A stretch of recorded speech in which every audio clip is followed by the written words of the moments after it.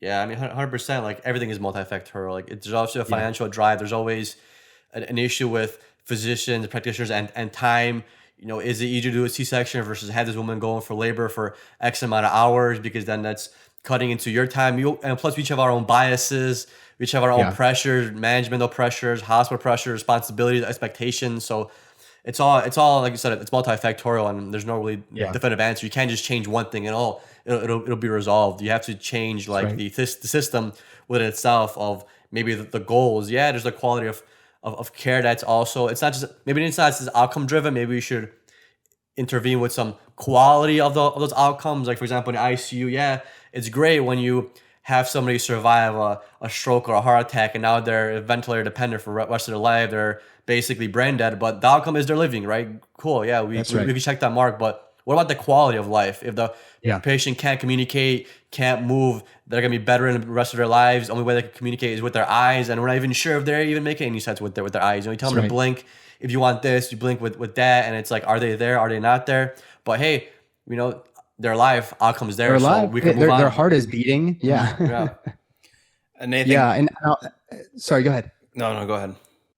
I was just going to add to that in the childbirth experience, there's also quite a bit of like, become so myopic on the outcome of just a living, breathing baby when this woman eventually leaves the hospital.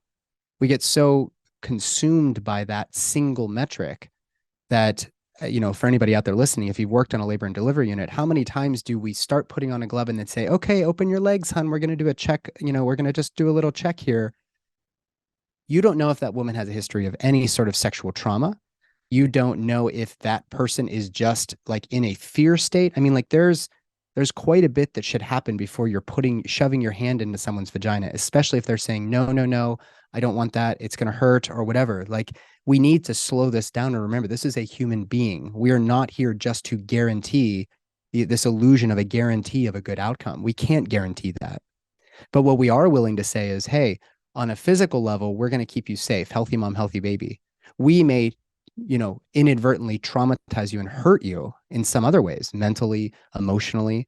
And so what we've been willing to say is that, based on like, we're looking way back to like Francis Bacon, Rene Descartes, by objectifying the body and just saying this is a collection of parts, it allowed us to actually break free from the church in medicine and start to dissect into bodies and develop our understandings of physiology and anatomy way further.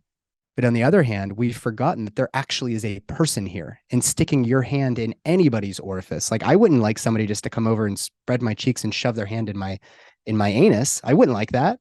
But that's not really any different. And then we justify it by saying, well, we have to check on the baby. You're not checking on a baby by putting your hand in there. In fact, I don't even do cervical exams unless I'm like really concerned about a cord prolapse or something like that, which is extremely unlikely. I don't even do them because they're so uncomfortable, and they take a person out of this very inward kind of deep work that is opening up, roaring out a baby, and then closing through this like incredible process. That was actually, that moment of seeing that was the reason that I was like, this OBGYN thing is kind of cool. I'm never going to have the answer for how that happens. Like, that's pretty fascinating stuff. Going back to your very first question. I remember that moment. And now I'm expected to have the answer. Birth goes this way. And if it goes this way, we have a healthy mom, healthy baby. Well, then why are women everywhere choosing to have home births? It's not because the hospital doesn't have the right equipment to save a baby. Everybody knows that. But they're worried about all these other steps, these other things, this cascade of interventions that may actually disrupt the flow of this otherwise natural physiologic process. And the same exact thing could be said for death if you just replace the word birth with death.